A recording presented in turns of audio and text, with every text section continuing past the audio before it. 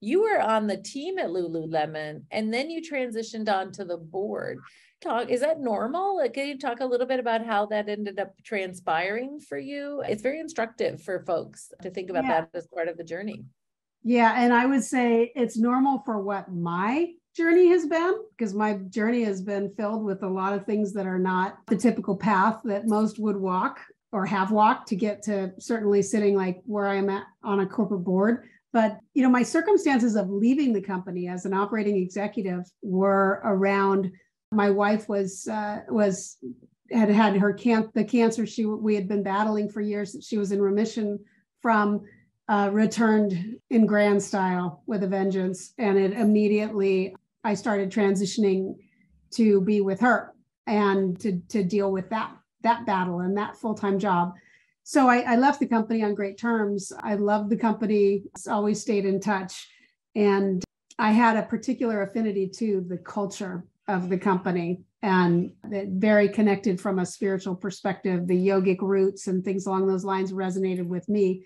So fast forward just less than 2 years from my departure, the founder was looking for someone to take a board seat, and the board was amenable to me coming in, and that started the journey 6 years ago. And now I'm just a fully independent director. And yeah, I think that if you were to talk to other folks on the board, they would say that there's real value in having someone that has been in the company as an operating executive and really understands some of the heart and soul of the company from the inside, and that having that perspective and other sets of experiences I have, but having that perspective has been of value to the.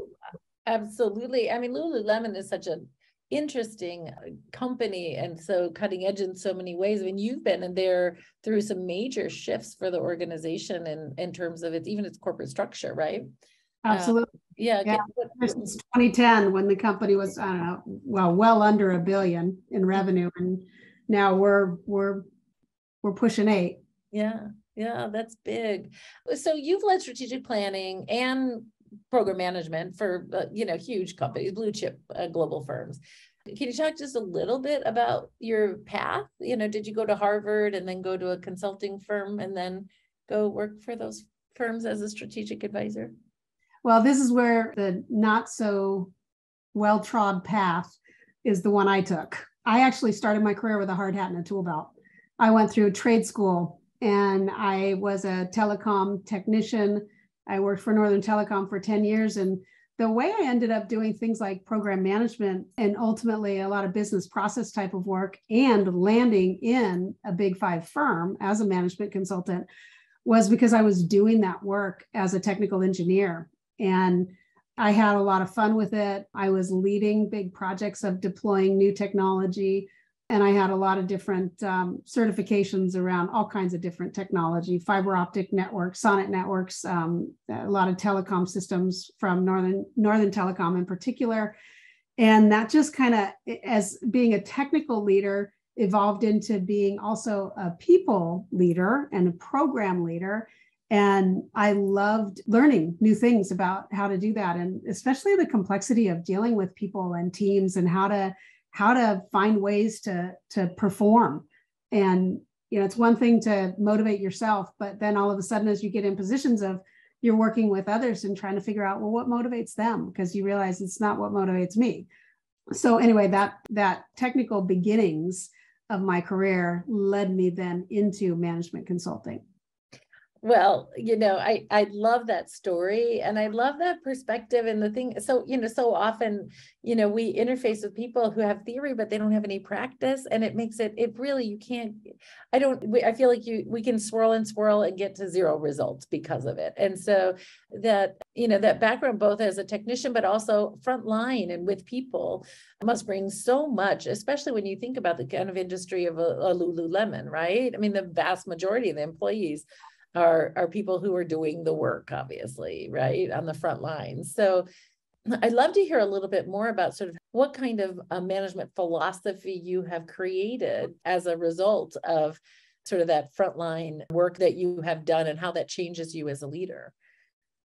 One of the things I think that has resonated with me, having been on both sides, so having been one of the deep technical kind of doers, to then being a leader is looking at what I valued as a doer, if you will. I mean, because frankly, all of us are leaders. It doesn't, just because you have people reporting to you, that does not constitute a leader. That constitutes a manager. But when I looked at folks that really inspired me and motivated me, that's what I looked at. Qualities that, someone who wasn't afraid to be vulnerable and admit when they were wrong. Someone who really wanted to encourage you to be your best self and genuinely to get to know you and understand what motivates you, to then help turn that into success for you and hopefully maybe even right for the company or the project or whatever the endeavor may be. So that's probably the biggest thing, was looking at what worked for me and what I would want to experience from someone and how I experience someone as a leader or motivator, then trying to model that. Yeah.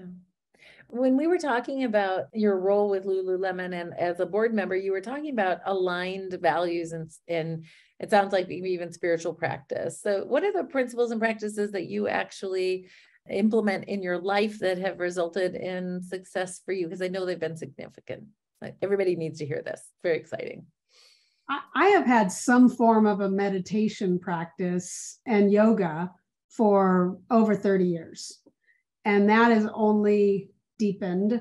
And that to me is it's a very spiritual practice, because it's about, for me, self-realization.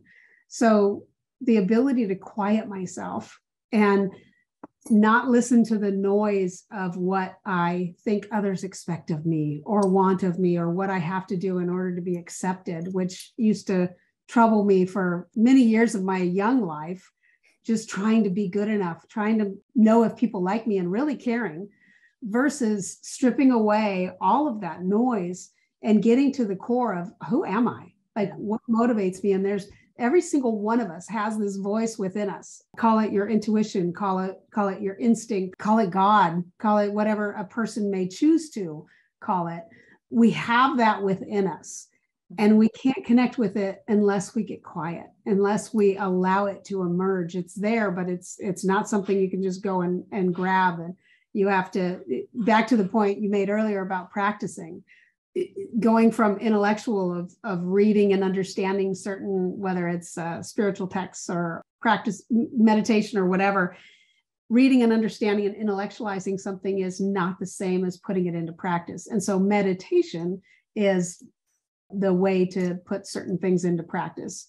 So that's probably one of the biggest things that I do. And when I have the most stress in whatever's going on in the world, getting back to that quiet and taking care of myself physically, mentally, emotionally, spiritually is that's the only thing that really matters. At what life stage did you start doing that? I started doing, well, I said 30 years. So yeah. There we go. I'm doing the math. All right, fine. We won't trap you. No, I started in my 20s, I'd say, late teens, early 20s. I started with I was just really curious about, with my experiences, why are we really here? Could it really all be just about getting a job and going to work? Is there? I just always knew and felt there was something deeper that I needed to find from a meaning perspective. And my experiences with religion, organized religion, it didn't answer that for me. It felt more damning and more judgmental and less love and freeing and blissful. And I started studying I started studying things just to understand, just to broaden my awareness, this huge world that we're in. What do other people believe in the East, or in China, in wherever, India, which is one of my favorite places now. And it's been a journey of many, many years, and a lot of intellectualizing, a lot of reading and learning, but then also finding practices.